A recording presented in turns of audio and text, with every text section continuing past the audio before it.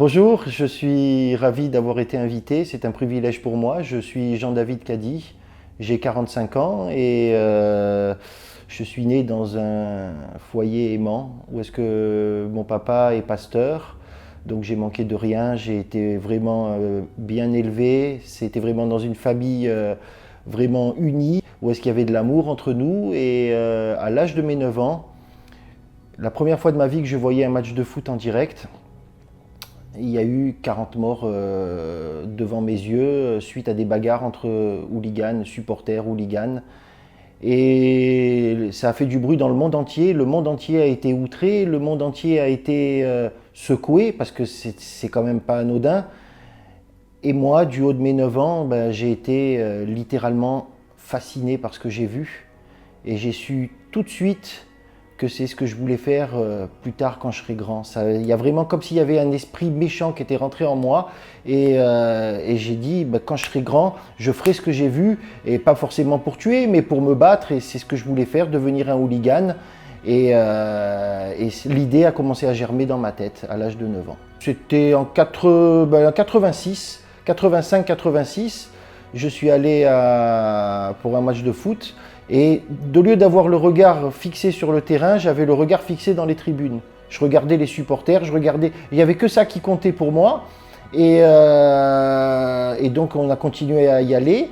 Et puis à mes 14 ans, même à mes 13 ans, je suis allé tout seul au match de foot. Et à 14 ans, ben, sans connaître les gens, il y avait une bagarre et je suis rentré dedans et j'ai participé à ma première bagarre. J'ai pas eu peur, pourtant c'était des adultes, j'avais 14 ans. J'ai pas pris un coup et j'étais fier après de moi. Et ensuite, bah, pour que ça puisse continuer, j'ai commencé à me rapprocher du noyau un peu dur et à essayer de sympathiser avec certains. Et puis ensuite, on monte dans les échelons. C'est petit à petit, quoi. C'est progressif. On ne devient pas comme ça du jour au lendemain sur le feu en première ligne, quoi. On se fait connaître petit à petit en prouvant qu'on peut être quelqu'un de fiable dans ce qu'on fait. C'est un milieu où est-ce que beaucoup de drogues circulent, la drogue douce, l'alcool, la drogue dure aussi, la cocaïne, les extasies, le hashish, beaucoup de hashish.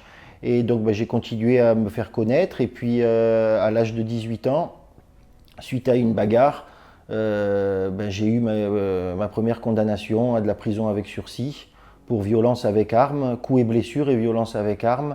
Et donc j'ai été interdit de stade et de bar dans tout l'Hexagone, dans toute la France. Et donc, suite à la fin de mon interdiction, je suis revenu avec, entre guillemets, une ligne en plus sur mon CV. C'est malheureux, mais c'est comme ça que ça se passe. Et puis, on a continué à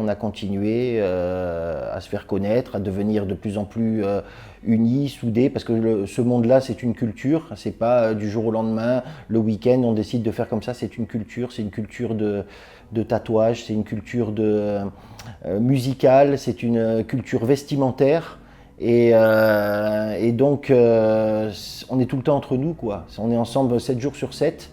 Et on mange ensemble, on fait des plans sur nos prochaines bagarres, on fait des plans sur ce qu'on a fait aussi, on parle aussi de ce qu'on a fait, du sang de nos ennemis qu'on a fait couler, et tout tourne autour de ça, la vie tourne autour de ça.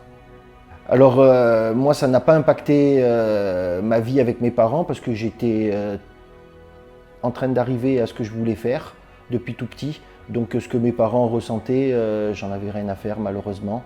Pour moi, j'étais à 200 km/h sur l'autoroute et rien ne pouvait m'arrêter. J'étais en marche vers ce que je voulais faire. Et jusqu'au jour où, lors d'une bagarre, on était très ivres, on s'est battu entre nous tellement qu'on était ivres, on a agressé des gens qui faisaient partie qui étaient supporters de notre club. Et là, j'ai frappé un gars que je connaissais et il a perdu l'ouïe. Et il y a eu une plainte nominative contre moi, j'aurais dû aller en prison parce que j'avais déjà un casier judiciaire, j'avais de la prison avec sursis. Et là j'ai réfléchi, je me suis dit là je suis allé trop loin parce que je voulais pas aller en prison. Et là je me suis tourné vers Dieu et j'ai dit si je vais pas en prison c'est terminé, j'arrête tout et je marche avec toi. Et je ne suis pas allé en prison. J'ai arrêté toutes mes bêtises, j'ai arrêté de me droguer, de me saouler, de me battre,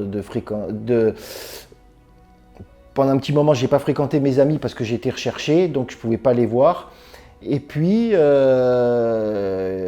me suis fait baptiser, j'étais bien, j'étais heureux et je me suis marié dans la foulée.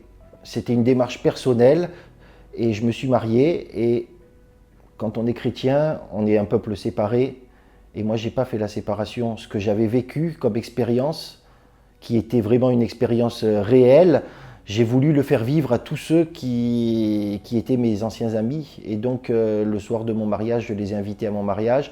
Et le soir de mon mariage, j'ai eu comme cadeau de la drogue.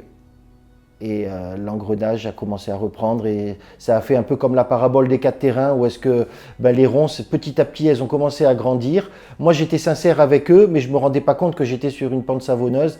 Et les ronces ont commencé à m'envelopper. Et je suis revenu sur le terrain du foot, encore plus méchant, encore plus fou.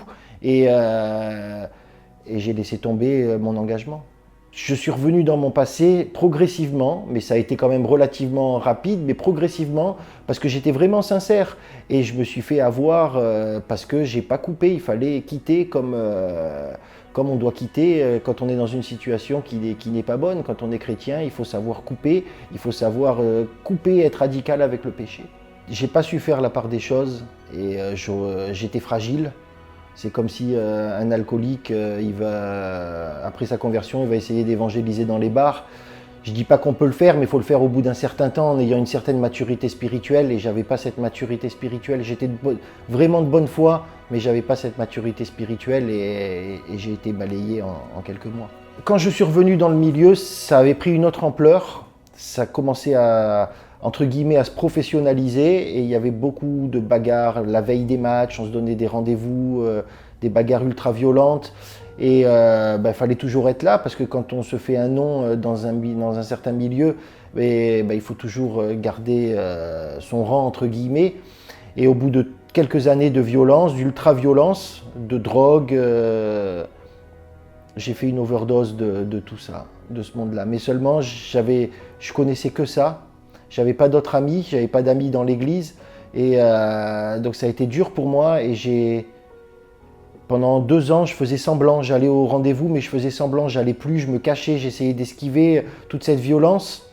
C'était certainement peut-être de l'orgueil, peut-être de ma part. Et j'ai essayé d'esquiver toute cette violence. Et jusqu'au jour où j'ai dit stop, c'est terminé. Et là, j'ai coupé définitivement avec mes anciens amis. Je me suis retrouvé tout seul. Il me restait plus que la drogue. Et au bout de quelques mois, j'ai crié à Dieu, délivre-moi, parce que j'avais 22 ans de hashish quotidien, à 10-15 joints par jour. Et le soir, j'entendais des voix, quand j'étais ivre et drogué, j'entendais des voix, le diable qui me disait que j'étais quelqu'un de pas bien, je ne peux pas dire le mot. Et il me disait, jette-toi du 5e étage. Et je luttais souvent le soir pour ne pas me jeter du 5e étage, parce que je me sentais sale, je me sentais dégoûtant, parce que non seulement j'avais le mal que j'avais fait et l'engagement que j'avais pris avec Dieu, je me disais, même si je savais que Dieu pardonnait, pour moi j'avais été trop loin. Mon père en étant pasteur, mon frère en étant pasteur, en étant une famille de chrétiens, ils ont passé beaucoup de temps à genoux pour prier pour moi parce qu'ils étaient dans l'amour, ils n'étaient pas dans le jugement. Ils savaient très bien que je m'en sortirais de tout ça, mais ils étaient dans le jugement. Ils n'étaient pas dans le jugement, ils étaient dans l'amour avec moi. Beaucoup de prières. À ma délivrance de la drogue, j'ai été totalement délivré.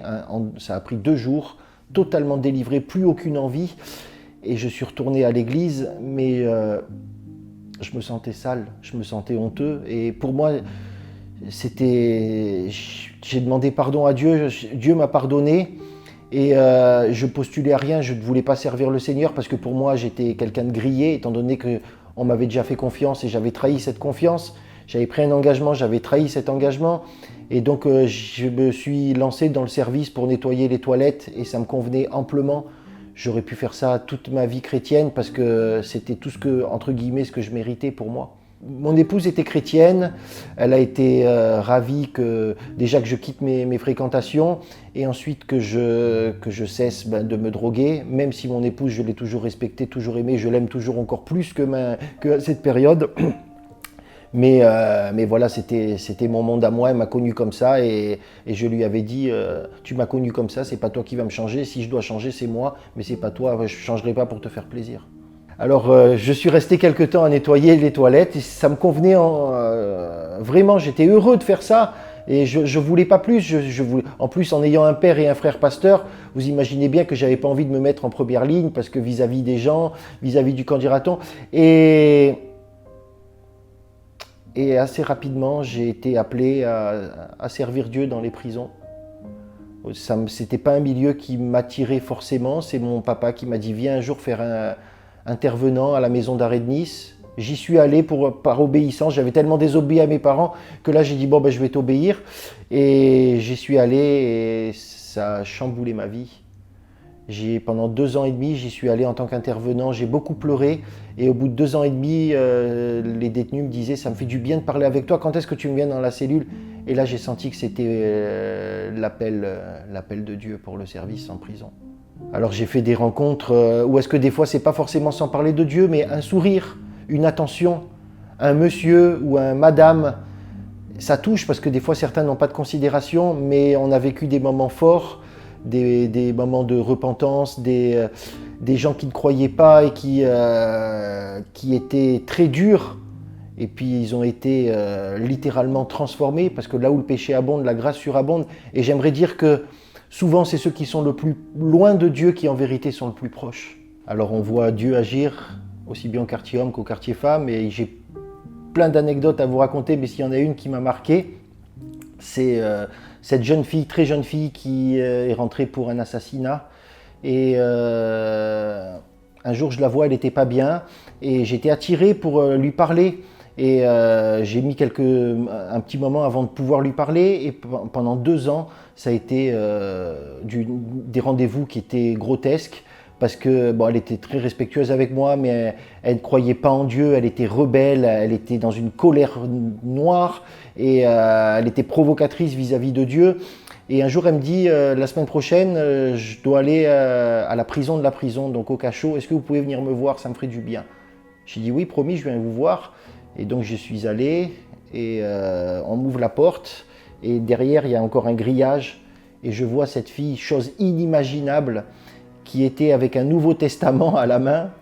Elle était en pleine repentance, elle était en pleurs et elle disait mais Dieu ne pourra jamais me pardonner ce que j'ai fait. Elle pleurait, elle criait à Dieu. J'ai dit mais si justement Dieu il te pardonne, Dieu il t'aime. Et on a prié pour la première fois et cette fille-là, ça fait 7 ans qu'elle est en prison, ça fait 7 ans que je la suis, ça fait 7 ans que elle marche avec enfin ça fait 5 ans maintenant qu'elle marche avec le Seigneur et elle m'a demandé le baptême et elle remercie Dieu tous les jours de l'avoir pardonné, d'avoir changé sa vie et c'est merveilleux de voir Dieu agir dans ce milieu-là parce que là où le péché abonde, la grâce est surabonde.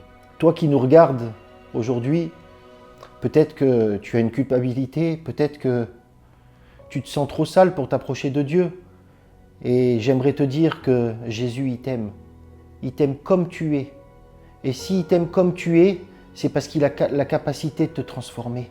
Si tu viens vers Jésus avec tes qualités, avec tes défauts, avec tes péchés, avec tes souffrances, avec ta honte, avec ta culpabilité, avec tout ce que tu as pu faire, j'aimerais te dire que Dieu va te pardonner d'abord. Ensuite, il va te laver et ensuite, il va t'utiliser. Il va grandir en toi et il va t'utiliser. J'aimerais te dire, ne regarde pas à ta religion, ne regarde pas à ton casier judiciaire, ne regarde pas à tes erreurs, ne regarde pas à ta couleur de peau, regarde pas tout ça. Viens avec Jésus, viens vers Jésus comme tu es. Viens vers Jésus à nu, parce que c'est ça qu'il aime. Il aime quand on vient vers lui à nu et que on se laisse diriger par lui. Viens vers Jésus et tu verras que le Seigneur va changer ta vie.